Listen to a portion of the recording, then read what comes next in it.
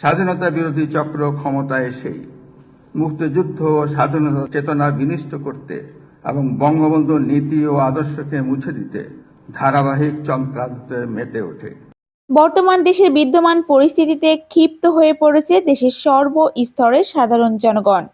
বাংলাদেশ সেনাবাহিনীর দায়িত্বরত সেনাপ্রধান ওয়াকারুজ্জামান এবং রাষ্ট্রপতি মোহাম্মদ শাহাবুদ্দিন খুশি মনে দেশের দায়িত্ব তুলে দিয়েছিলেন অন্তর্বর্তীকালীন সরকারের প্রধান উপদেষ্টা ডক্টর ইউনূসের হাতে। তবে দেশ এবং দেশের মানুষের কাছে দায়িত্ব পালনে সম্পূর্ণ ব্যর্থ তিনি। দেশের শান্তি শৃঙ্খলা নষ্টের পাশাপাশি পদে পদে বিক্ষোভের মিছিলের মাধ্যমে দেশের সৃষ্টি হয়েছে ব্যাপক বিশৃঙ্খলা। বিনা অপরাধে দেশের ইসকন নিষিদ্ধের দাবিতে মেতে উঠেছে ভারত বাংলাদেশের সর্বস্তরের সাধারণ জনগণ।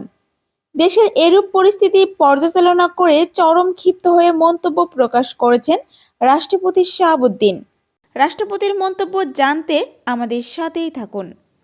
দেশের এরূপ পরিস্থিতি পর্যালোচনা করতে গিয়ে রাষ্ট্রপতি বলেন, অকৃতজ্ঞ অন্তর্বর্তী সরকার দিয়ে দেশ চালানো কোনোভাবেই সম্ভব নয়।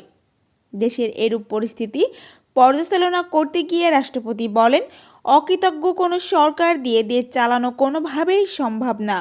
তাই দেশ এবং দেশের মানুষকে বাঁচাতে পুনরায় শেখ হাসিনাকে দেশে ফিরিয়ে আনা অত্যন্ত জরুরি। সেই সাথে শেখ হাসিনাকে দেশে ফেরাতে জাতিসংঘের আপিল করতে চায় রাষ্ট্রপতি মোহাম্মদ শাহাবুদ্দিন।